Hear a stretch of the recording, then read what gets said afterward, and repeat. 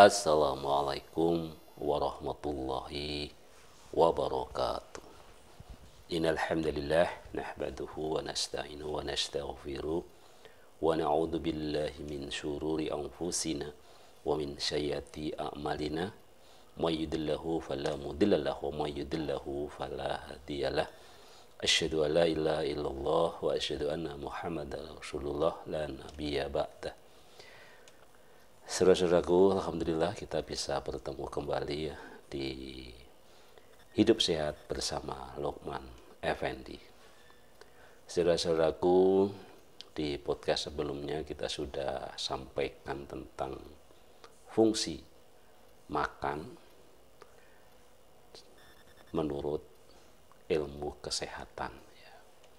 Ada 8 fungsi yang sudah kita sampaikan. Dan pada podcast kali ini kita akan melanjutkan masih di fungsi makan, tetapi dari dimensi Islam tentu saja. Dalam konteks Islam tentu makan yang kita sebut makan adalah makanan yang halalan thayyiban ya. Jadi tidak dalam konteks kesehatan yang mungkin berlaku umum sehingga di sana termasuk segala macam makanan ya, dalam konteks pandangan secara umum ya. Jadi tidak menspesifikkan pada konsep halalan thayyiban. Nah, pada perspektif Islam, menurut Islam tentu fungsi makanan di sini adalah dalam konteks fungsi makanan halal dan thayyib ya. Di dalam surat Al-Baqarah ya, ayat 172 disebutkan, wahai orang-orang yang beriman, makanlah dari rezeki yang baik yang kami berikan kepada kamu dan bersyukurlah kepada Allah jika kamu hanya menyembah kepadanya. Jadi kita memang disuruh makan makanan yang baik dari rezeki yang baik ya, dan kita dalam rangka bersyukur ya. Dalam konteks makanan halal ya, makanan halal sendiri sebenarnya dibagi 2 aspek, yaitu halal secara zatiyah atau makanan itu sendiri, dan halal secara asal muasalnya atau bagaimana cara mendapatkannya. Jika merujuk pada halal secara zatiyah, berarti makanan yang dikonsumsi dilihat dari wujud fisiknya memang berupa makanan halal, bukan makanan haram ya. Sementara halal secara asal muasal ialah makanan halal yang tidak diperoleh dari hasil mencuri, dari hasil korupsi, dari hasil merampas, atau cara-cara lain yang tidak dibenarkan secara syar'i atau secara syariat Islam. Allah berfirman di dalam surat Al-A'raf ya, ayat 157,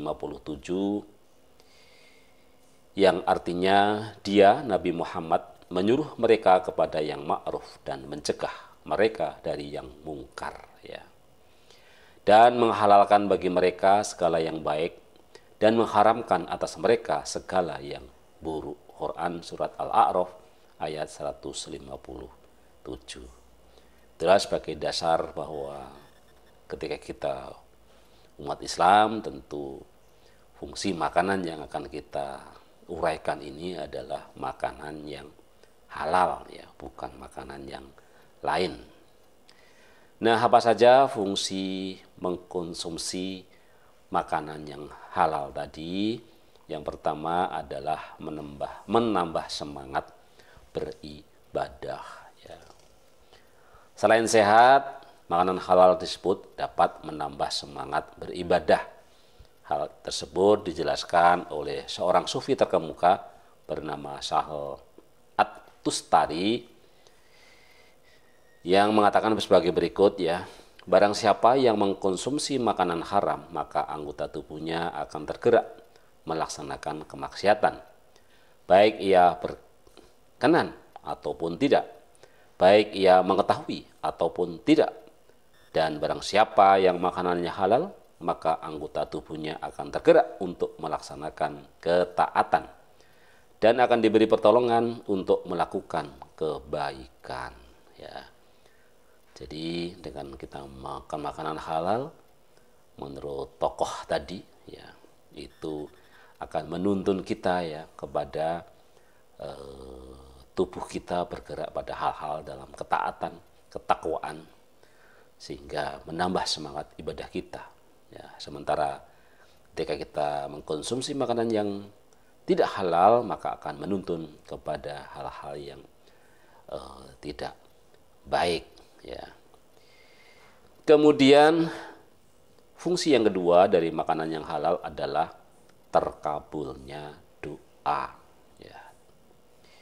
Salah satu kunci utama dari terkabulnya doa adalah mengkonsumsi makanan yang jelas kehalalannya.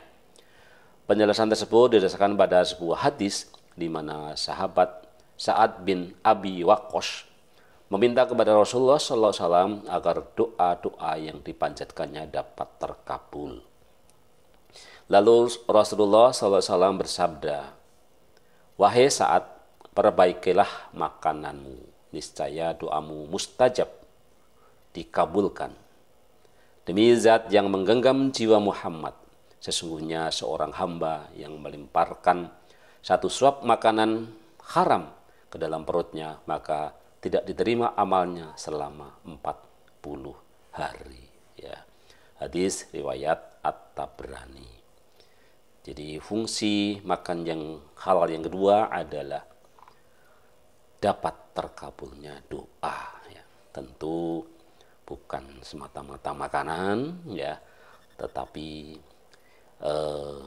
sesuai dengan hadis tadi, makanan merupakan salah satu isyarat terkabulnya doa. Ya. Setidak-tidaknya kalau kita ingin doa kita terkabul, jaga makanan kita dari makanan-makanan yang tidak halal.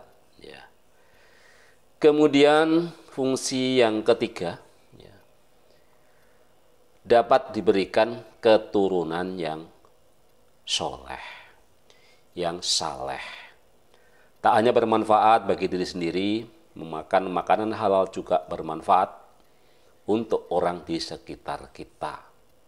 Syekh Abdul Adir Qadir Al-Jailani dalam kitabnya berjudul Al-Ghunyah menjelaskan bahwa memakan makanan halal dapat bermanfaat agar diberikan keturunan yang soleh.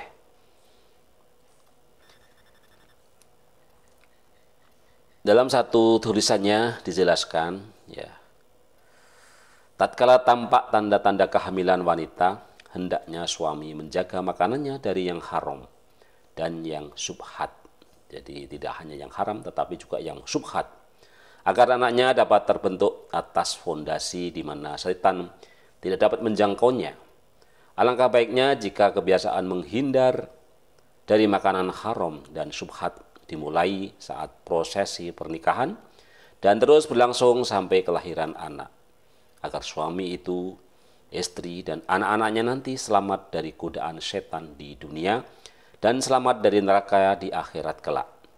Dengan melakukan hal tersebut, anak akan lahir sebagai anak yang soleh, berbakti kepada kedua orang tua, dan taat kepada Allah Subhanahu wa Ta'ala. Semua itu karena barokah menjaga makanan dari yang haram dan syubhat. Abdul Qadir Jailani Al-Ghunyah, Beirut, Darul Kutubil Ilmiah. Jadi fungsi yang ketiga adalah dapat diberikan keturunan yang soleh. Sementara itu ya, yang bisa kita sampaikan, masih ada fungsi-fungsi yang lain, nanti akan kita lanjutkan di podcast selanjutnya. Jadi fungsi yang pertama adalah menambah semangat beribadah, fungsi yang kedua dapat terkabulnya doa, dan fungsi yang ketiga dari makanan yang halal adalah dapat diberikan keturunan yang saleh. Demikian, kita ketemu lagi di podcast selanjutnya, masih menjadi fungsi makan secara Islam. Hidup sehat bersama Lukman Effendi. Wassalamualaikum warahmatullahi wabarakatuh.